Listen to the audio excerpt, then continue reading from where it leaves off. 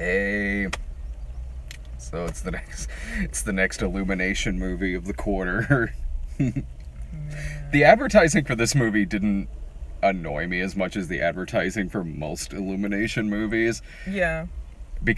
Probably because this is an existing product. So maybe they didn't feel the need necessarily to oversell it to the point of absurdity like they do every other one of their movies. Can I just say, I didn't hate this because I didn't feel enough to hate it. I was so disinterested in what was happening.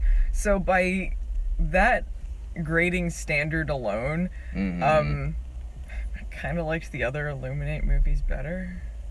Yeah, so did I. I would rather watch Sing or Secret Life of Pets again than sit yeah. through this, just because, I was so checked out. I kept just, resting my eyes, thinking about other stuff, and, the trailer follows every bit, so you know what's gonna happen. You can kind of Nothing piece surprising together happens. this entire movie based on all three of the trailers, because all Yeah. three of the trailers show different things. One of them is specific to Trey Parker's character, another is about the twin brother bullshit. Before the title sequence, that's the entirety of the first trailer. Yeah. I mean, very slightly truncated, but it was almost exactly the entirety of what they put in that trailer. Maybe it was the Trey first scene Parker. they animated. Maybe. But I was kind of annoyed walking, because when we drove up here, I was like, I'm not as annoyed as a lot of the advertising for this movie, unlike other Illumination movies. Because I don't know, I guess at least there were a few different trailers that were out for this thing. But then when we walked in, I was suddenly annoyed again. I was suddenly reminded of Secret Life of Pets, where suddenly AMC became the Illumination Theater. That was kind of the same here, because every poster inside was all a Despicable Me 3 poster. Because God forbid, there's not a single poster in this movie theater that's not advertising a fucking Illumination film. And they were all, they cleverly made posters for the different Minions. That way, you can make all of your posters Illumination movies now, huh? Fuck off. The Minions were the worst part of the movie. I actually didn't think that they were, but I thought they were one of the worst parts. They were annoying because they had nothing to do with anything. Yeah. It just felt like they just kept having to remind you they exist. Even in scenes that have nothing to do with them. They had to make sure every once in a while to cut away to them. Yeah. Reacting to it. Just for no reason other than Minions? And even then I still felt like, I haven't seen the first two Despicable Me's. Yeah. I still felt like they were probably in it less than the other two. But it was still too much. I fucking hate Minions. I don't necessarily hate the Minions, because I at least get their appeal. The only Minions joke I thought was kind of funny in this was at the end when they were in Hollywood and there was a billboard in the background for an upcoming animated movie called Onions. And it had these onions with weird faces on them, and I was like, okay, alright, fine. That's the most self-aware fucking thing I've ever seen them do. I swear I heard when they were preparing to go out and fight at the big battle at the end that they threw in a yippee-ki-yay motherfucker. I heard that too! Yeah. I was like, did I hear that? Fucking Die Hard in this now? Or did I check out? Because I was kind of checking out in this movie too, sort of in the same way that I was during Rough Night, because every place this movie's gonna go. At one point, my brain turned off, and then it turned back on, and he's unconscious on the ground. I don't know what led to that. I didn't care. I was like, whatever. You got up at one point, and when you came back, the Minions were in prison. And I was like, I could lean over and explain how the Minions ended up in prison, but does it matter? Yeah, I still don't know. I don't know if that's going to be information I ever need in my life. Well, how did they end up in... Oh, okay. All right. It was a chase. I had to think about it for a second. It seems like so long ago. They were in prison for being fucking annoying. They were in prison because they broke into American Idol. or like what was supposed to be like American Idol. What it if was they like a met, like, singing the Sing competition. characters? Yeah, that would actually, I would have been like, all right, fine. They're the new Pixar. Yeah. They all exist in the same universe. Well, Nemo and his dad were in this at the beginning of it when they scared two clownfish. So yeah, they ended up doing a song like on this reality show, and one thing leads to another, and prison. So I didn't. You're right, because I was thinking that throughout this movie, whenever it was cutting to, because there's a group of minions that have their own plot where they're trying to escape prison, and they left because they hate the fact that Gru's not doing evil stuff anymore. Not that he ever really did, but then there's two minions that are with Gru and the rest of them through the whole thing. But anytime it ever cut to them, no one's ever really reacting to them. It feels like this script or these scenes were written one way, which is just Gru and his wife and the kids doing their thing, and then someone came in and added minions shtick to these scenes, but never really had it have anything to do with the rest of the scene, or really had any of the characters reacting to it. It would just cut to, in the middle of a conversation with Gru and his wife, it would just suddenly cut for 5 seconds to the minions slip on the floor and fall on some shit. Yeah, well, here's how I feel this went.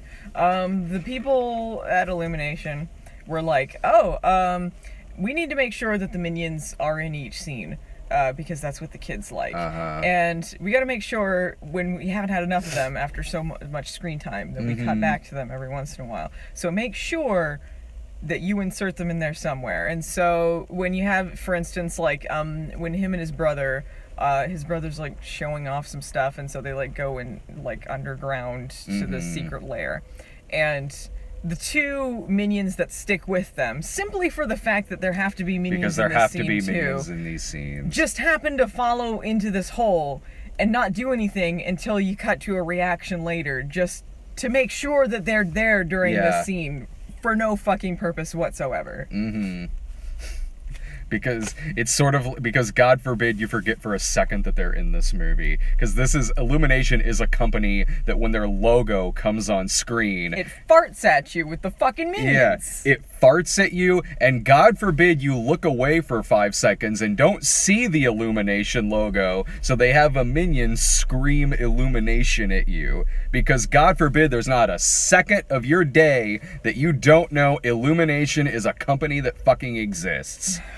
God damn. I liked the Trey Parker stuff. I mean, it's the only thing in this movie where I was like, okay, there's good ideas here. The only thing I liked about it was the 80s aesthetic. And occasionally they would reference something 80s. But it wasn't interesting. It could have interesting been. 80s. Like, I think I like the idea more than what actually happened, because the only time I laughed during this whole movie is when, at the beginning, when he goes like, oh no, Betamax. He says, son of a Betamax. Son of a Betamax. That's what he says. That's the only time I laughed. The rest of it is just like, hey, Rubik's Cubes were a thing. But I at least like that was worked into his plot as a weapon. Like, I liked that he worked the keytar as a weapon. Or like the yo-yo that explodes. Yeah, the yo-yo that's like the lasers from like fucking Resident Evil. Like, I liked that. I just felt like this was, it just felt lazy. Like, it didn't, because we were watching Miami Vice earlier today. Yeah. And I'm like, that's some good 80s stuff. Fuck yeah. This was kind of like, I don't know, it just felt like baby gimme references. Yeah, there are, it is, because they'll have music playing just because it's a song from the 80s. But But there was potential there, and Trey Parker was doing a good job, and I liked his plot. I liked that he was a former child star, that once he hit puberty, he became ugly, his show was canceled, and he went crazy. What was this show? Like, who in the 80s was like, Evil Brat, that sounds like a show I want to watch? It's the 80s. This is the decade that gave us Small Wonder. It's like, I won't put that... Well, okay, I'll give you that. It wouldn't surprise... Like, I was like, You yeah, remember okay. the 80s, so you probably saw a lot of shit like that. I did. When was that, maybe that was the 90s, the What a Dummy show, or it was a sitcom with, like, a dummy as a character? Was that the 90s? That was a show I It might have been the 90s. Yeah. It looks like you're the dummy. Like that, I could see his show existing back then. Like, so I liked that plot line. The problem is, and it really is the only plot line that I kind of liked in this movie, because there was at least ideas there. True. The problem is that it is one of 10,000 plot lines in this movie.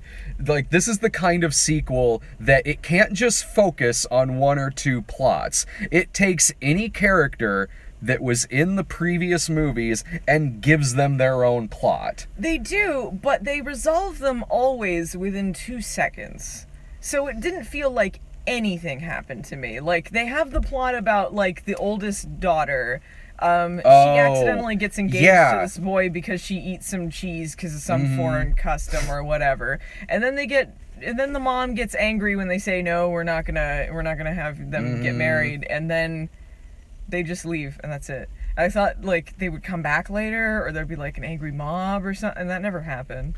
That was one plot line that was resolved fast. Or, but like, then when Gru and his brother get mad at each other. Oh, yeah. When Third act breakup. Yeah, the third act breakup. It's just, like, a minute later, and they go, like, kids are kidnapped, resolved.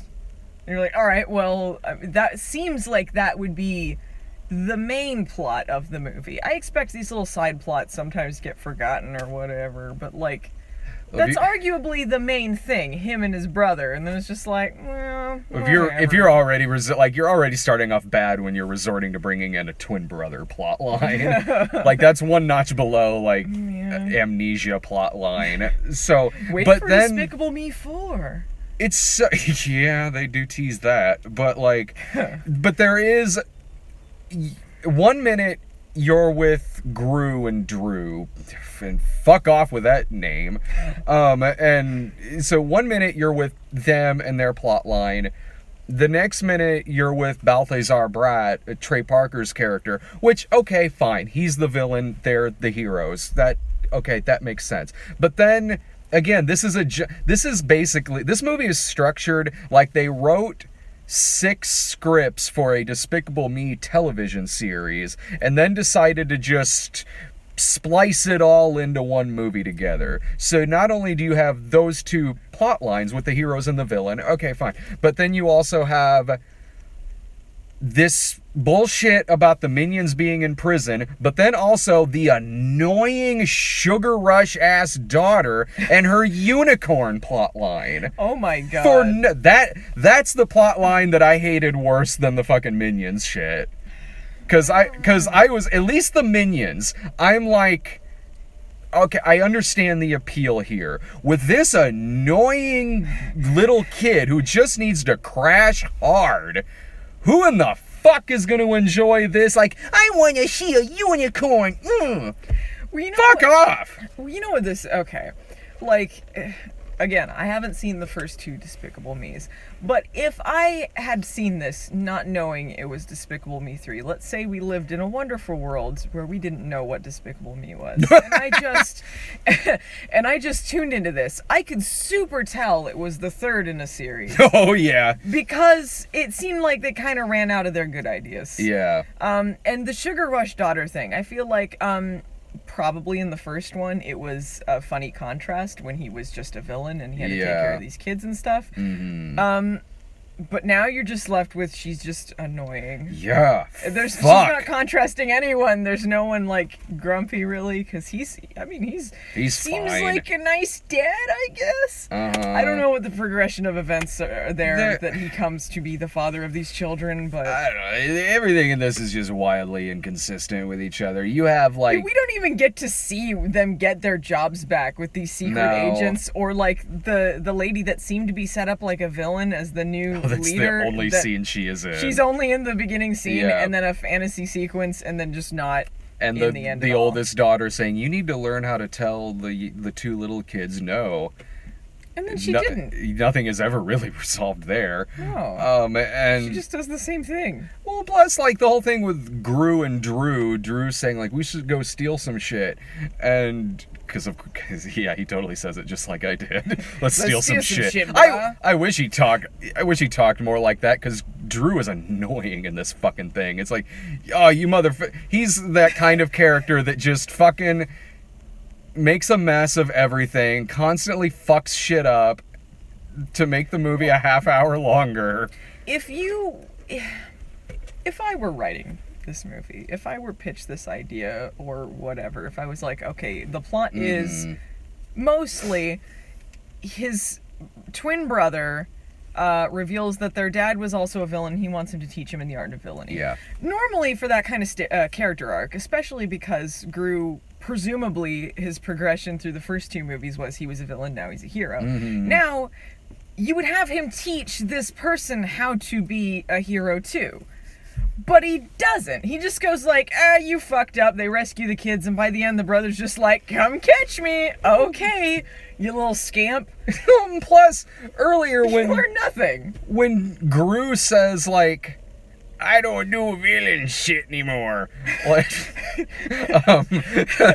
then, motherfucker, I don't do the villain shit. I don't do this villain shit anymore. And I was sitting there like, motherfucker, 5 minutes earlier, you like put that old guy on that rocket that flew him up and like blew him up. I'm like, yeah, Dead. he survived because it's a kid's movie. I'm like, it would have been way funnier if that guy was dead and not in the movie anymore. That would have been funny. I think my favorite thing about the Minions is that they had to come up with a backstory as to why they weren't serving Hitler in World War II. Because they just follow all the worst people in the world. And I think like Illuminati were saying something like, they were frozen in the 40s, so they couldn't serve Hitler. They couldn't serve Hitler. I would love to see like a 1940s like World War II cartoon style, like a 2D animated cartoon, like in the style of, you know, like Daffy the Commando or like Der Fuhrer's Face, like the Disney Warner Brothers like Hitler cartoons, but done with the Minions. I would love that so goddamn much. Man. That would be my favorite thing to ever fucking come out of the Minions. Man. I hate the fucking Minions. Fucking ass. What do you like better, the Minions or what were they? You probably know where I'm going The with Lemmings? this. Yeah, yeah, exactly. The fucking Lemmings! They're hanging out with Grizzy! Grizzy and the Lemmings! You know, like, the Lemmings don't have their fucking made-up ass language. They have less ass and fart jokes going on, though I'm sure there were a few in kind of, there. because the Minions spoke gibber, or I'm sorry, the Lemmings, sorry. It's easy to confuse those two. The Lemmings spoke The gibberish and shit, didn't they? Like, I guess they did, but it was like typical animal gibberish. Like, it was less annoying. and you expect something like that to be just cynical kids shit. And it was sort of like, it was better because it was pathetic. Yeah, and there was that part where the Lemmings were the fucking like violin players on the Titanic in that one shot. It was the funniest joke. The Minions, okay, the most clever they get with the Minions are just showing their asses. Mm-hmm. They're just like asses, farts. They're gonna laugh at something, burp, whatever. Like that's as far as they go with them. It's not.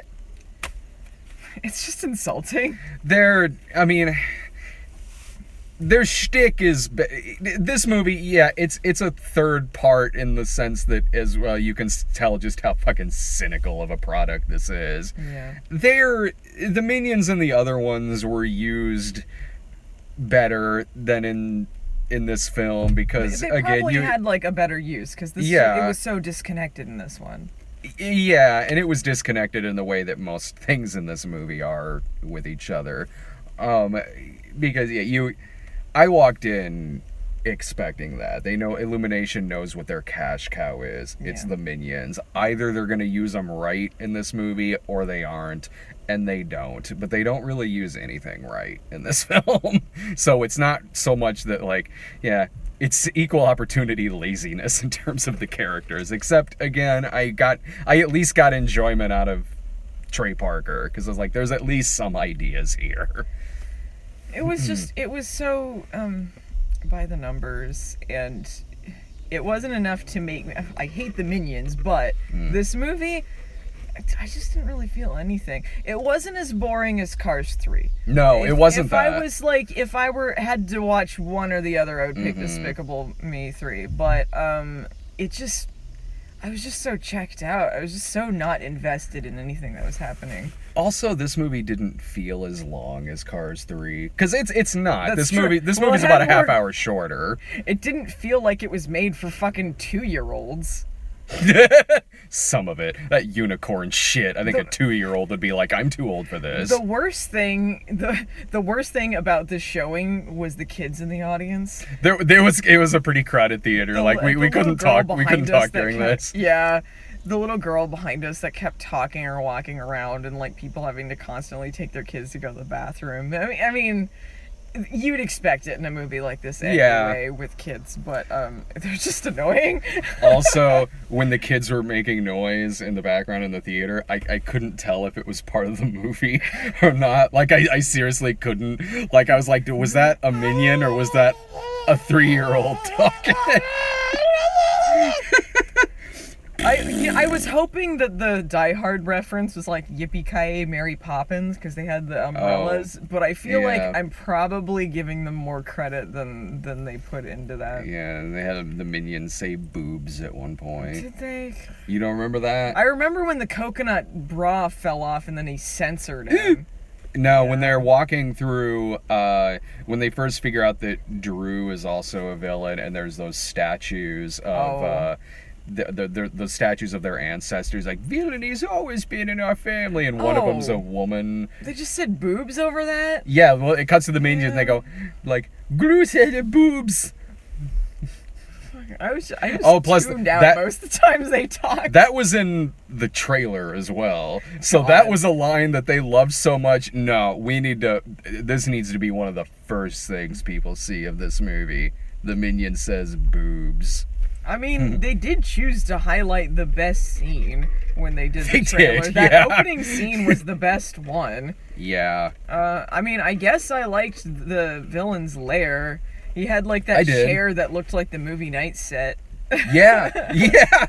But I mean, aesthetically, I liked it because it was 80s. But I just, I love the 80s, but I just didn't feel like it was enough to make me care about this villain even. It was enough in the sense I at least cared more about that than I did the several other plots in this movie. But it was disappointing in the sense that because there's so much else going on, you could really flesh out this character. And they don't, because they don't give it enough Flesh out time. anyone. Exactly, because it's all these things fighting over screen time when some stuff just shouldn't be in the movie. The thing about the unicorn, I mean, like, it Yeah. didn't annoy me like it annoyed you, but it was pointless. Mhm. I mean, I guess what they were going with the thing about, like, sometimes you're looking for a unicorn, but sometimes you get a goat, and then, like, I guess it was supposed to parallel him, like, accepting his dumbass villain brother, but that doesn't make any sense because the brother's an idiot who wants to be a villain. Why wouldn't the lesson be like, okay, maybe teach him to be a better person because that's what he learned? No, unicorn goat, I guess. Unicorns are popular right now. Throw a unicorn plot line into the movie. And then go buy a unicorn frappuccino. It just felt like they didn't know what to do with the kids in the movie. They didn't know what to do No. with a lot of characters. They shouldn't in have this. just been in it. They should have just been... I don't know. Maybe leave the fucking kids home when you go see your brother.